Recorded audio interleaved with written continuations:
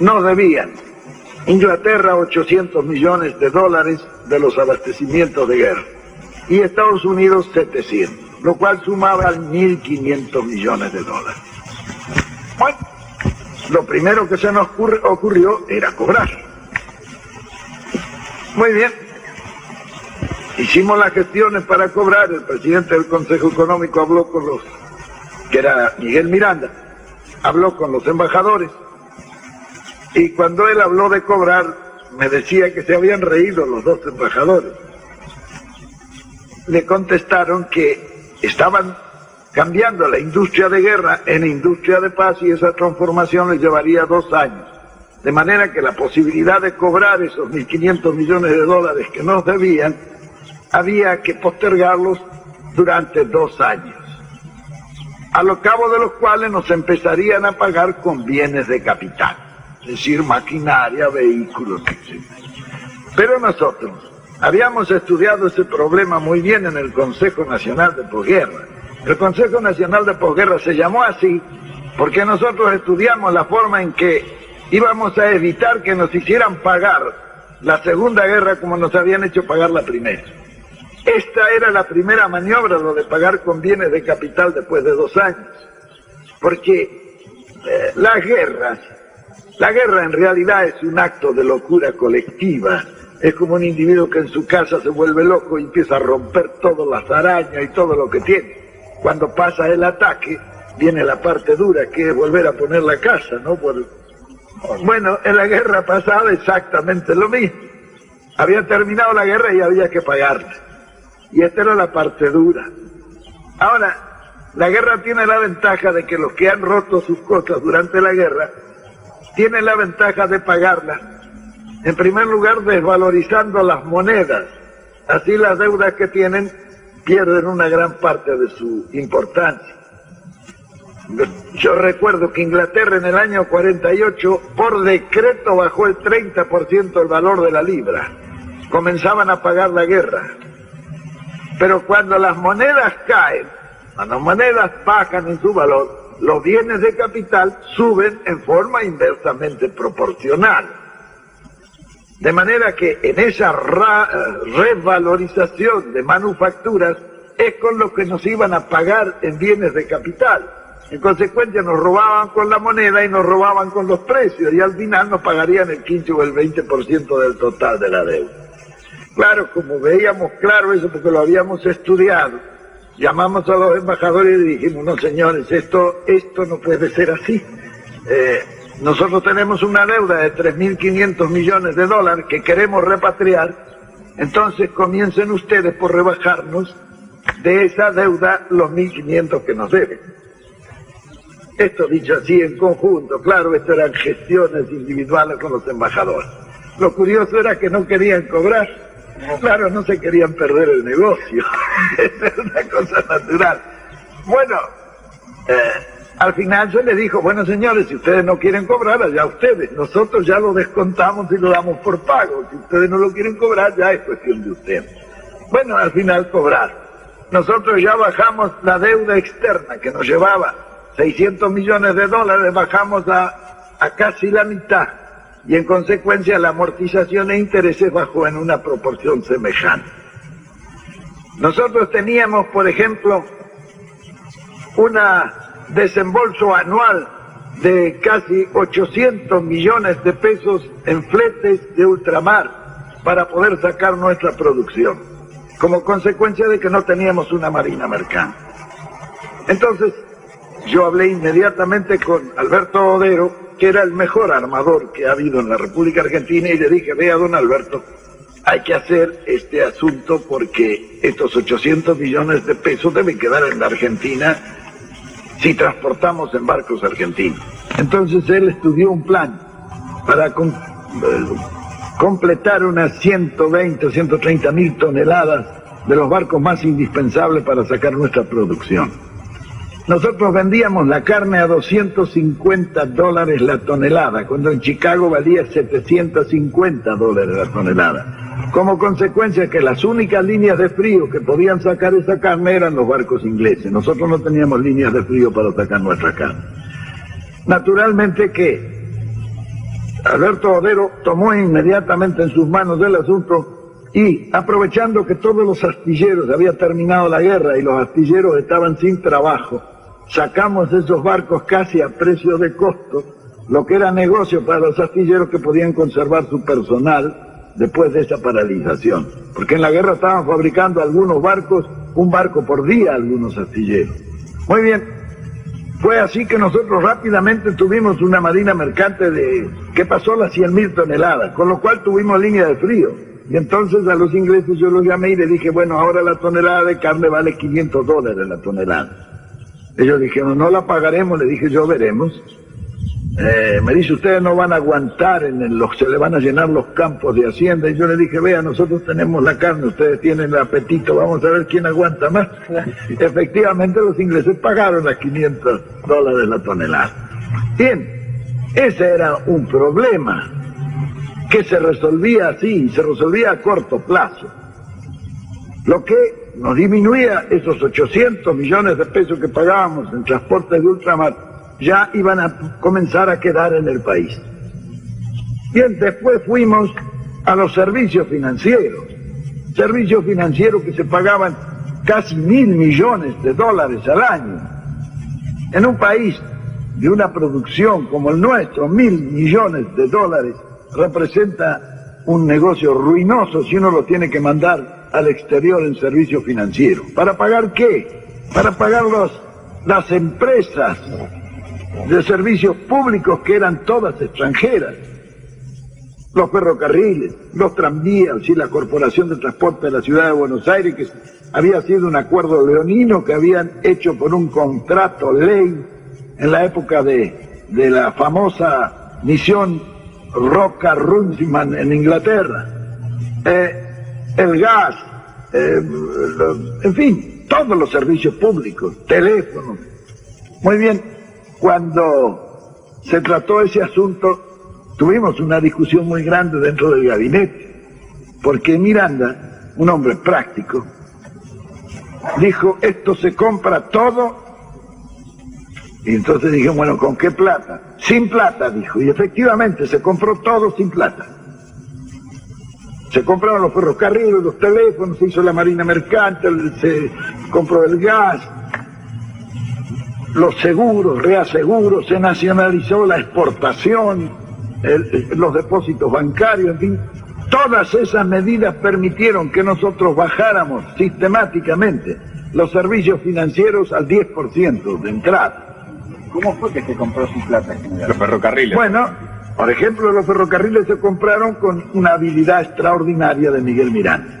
Él era un comerciante y un negociante hábil. Él hizo correr primero la voz de que nosotros compraríamos los ferrocarriles. Los ingleses, que habían terminado la guerra y andaban un poco pobres, se vinieron enseguida a venderlos.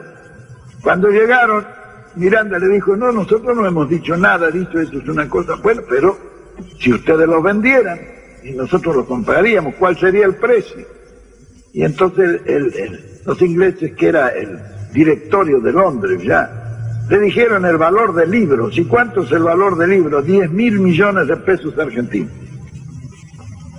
Miranda lo miró y se rió. Le dice, ¿cómo vamos a pagar 10.000 millones de pesos por fierro viejo? No era fierro viejo. Estaban funcionando cerca de 50 y tantos mil kilómetros de vía con estaciones y en muchas partes una legua a cada lado, que era lo que le habían dado en la construcción inicial. Había pueblos, había 26.000 propiedades de los ferrocarriles. El Dock Sud, el puerto de Buenos Aires, era de los ferrocarriles ingleses. Muy bien, claro, se siguió negociando. ¿Cómo se hizo este negocio? Bueno, Miranda empezó a regatear.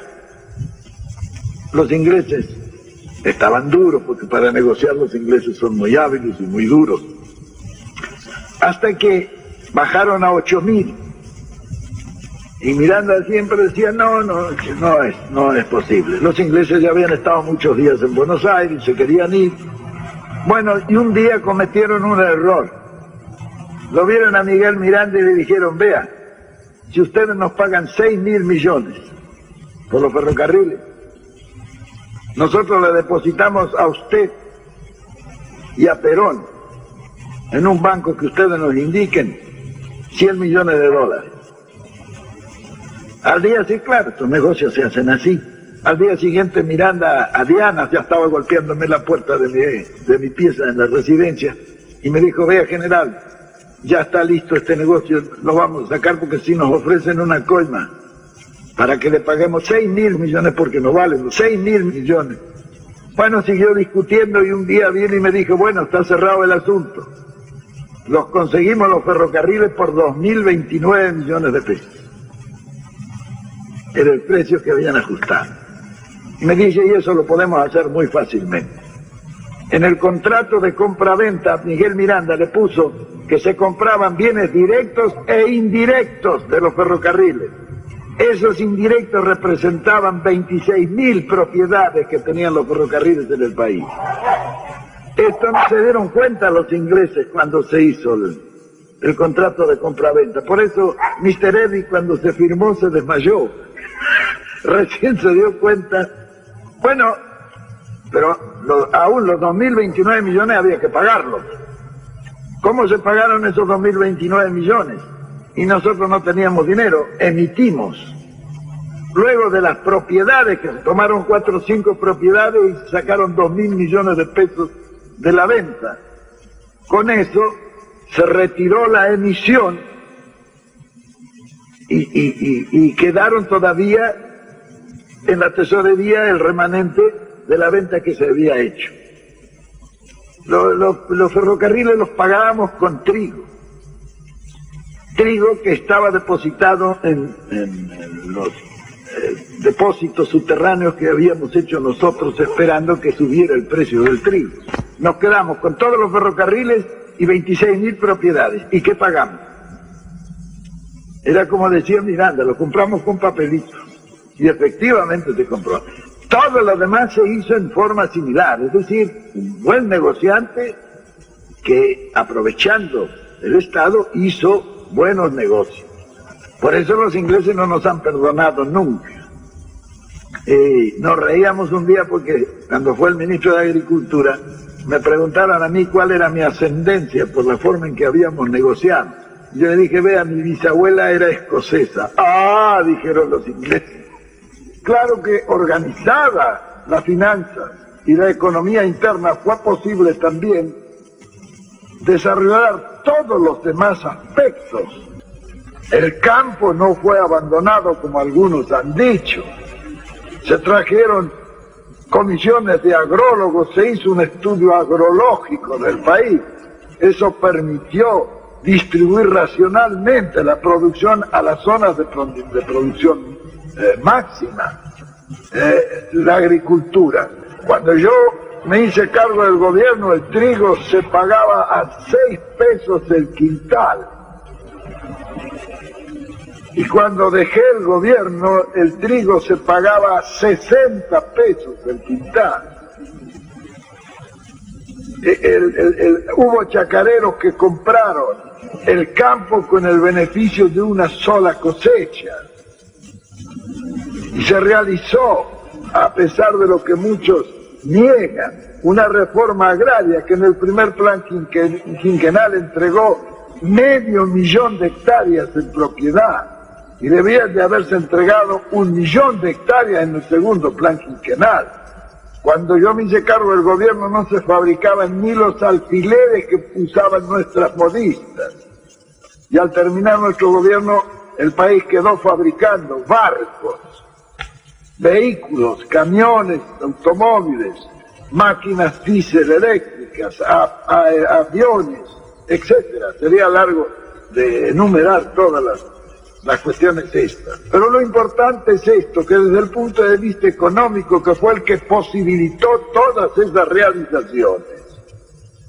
Cuando en 1955 cayó el gobierno justicialista, el Estado económico que lo había recibido, con 3.500 millones de deuda externa, de dólares, de deuda externa, lo dejó por primera vez sin deuda externa.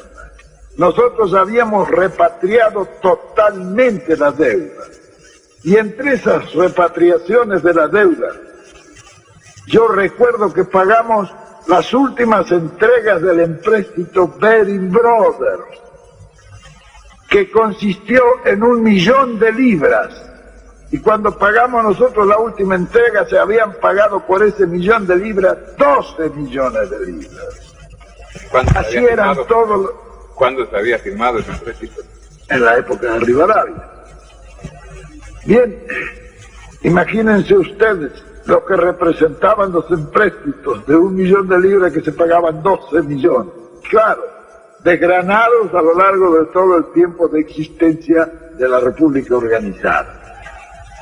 Y yo recuerdo que en la primera concentración que hubo en la Plaza de Mayo, yo dije que me cortaría la mano antes de firmar un empréstito.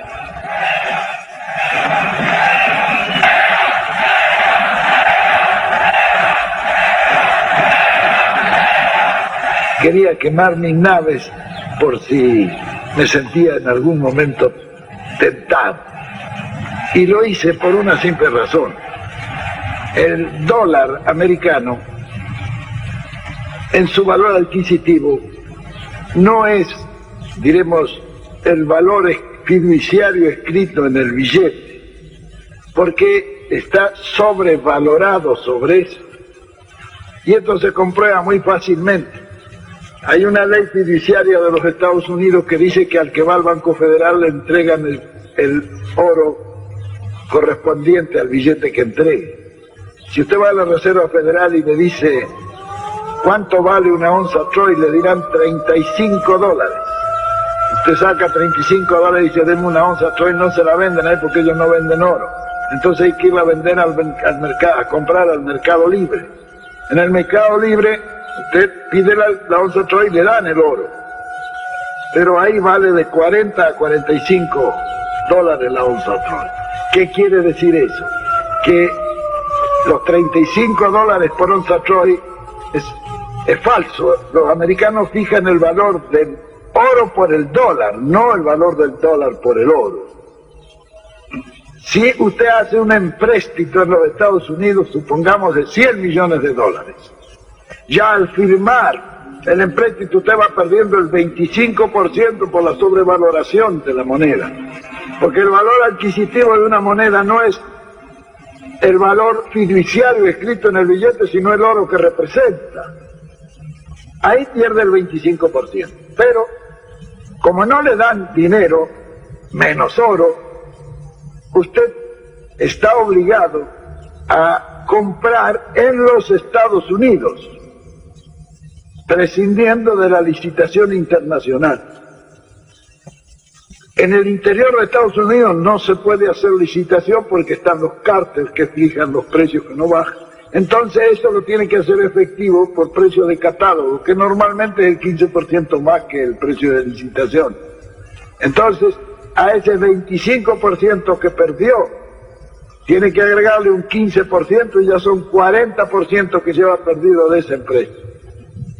Como por una ley debe sacar la mitad de esa mercadería en barcos americanos, usted ya pierde en transportes, en sus transportes pierde otro 5%, y como ha de hacer seguro en puerto de embarque, pierde otro 5% que no va a las empresas del país.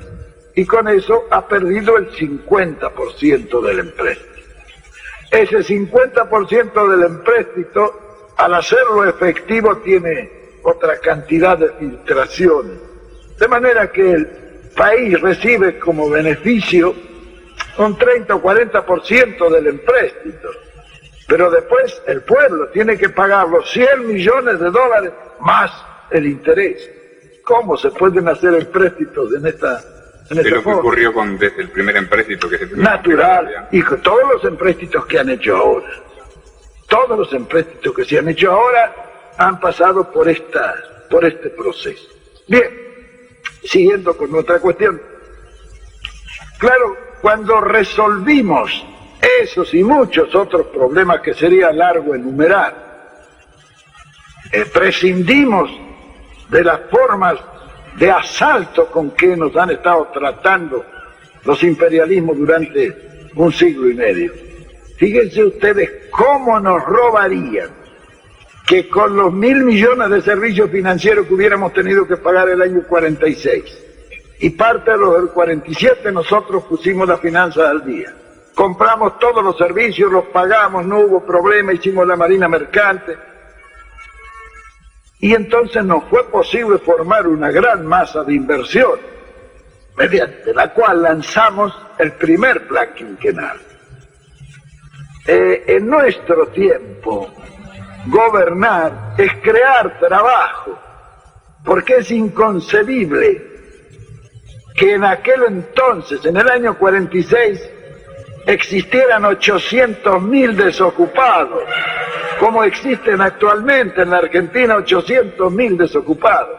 ¿Cómo puede explicarse que en un país que está todo por hacerse haya 800.000 personas que no pueden trabajar? No es obligación del gobierno crear eso. Muy bien, fue así. Por el contrario, cierran todavía las posibilidades. Cuando llegó el momento, lanzamos el primer plan quinquenal, que eran 76.000 obras. Indudablemente, al lanzar esas 76.000 obras, todo se puso en movimiento, el país rompió la inercia. Se puso en marcha el plan de desarrollo, pero un desarrollo planificado. La primera consecuencia fue que esos 800.000 desocupados se ocuparon en 2 o 3 meses. Cuando se ocuparon los 800.000 desocupados, los salarios subieron solos, porque cuando hay plena ocupación, el salario no hay que impulsarlo, sube solo. Claro, cuando subieron los salarios, el poder adquisitivo de la masa popular, que es el verdadero consumo, se multiplicó varias veces. Al multiplicarse y subir el consumo, eso tonificó inmediatamente al comercio, que se atresó para satisfacer la demanda de ese consumo multiplicado. Eso demandó a la industria la transformación necesaria para la distribución por el comercio. Y en consecuencia la industria se puso en marcha. Y todo el mundo comenzó a pensar en el desarrollo industrial, porque no es cuestión de hablar de un desarrollo siempre teóricamente y en los papeles.